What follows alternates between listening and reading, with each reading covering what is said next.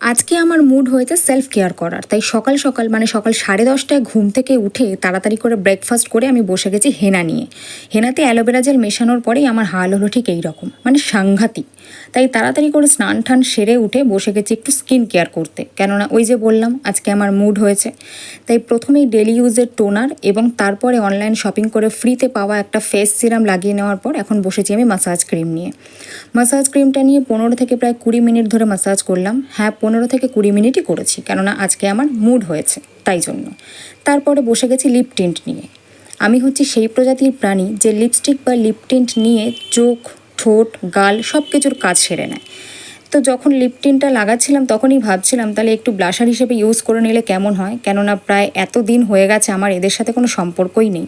তাই যেমন ভাবা তেমন কাজ। একটু ব্লাশারও লাগিয়ে নিলাম। সাজতে সাজতে ভীষণ খিদে পেয়ে গেছে গো। চকলেট ছিল ঘরে, একটু চকলেটই খেয়েছি। এখন আবার ঘুম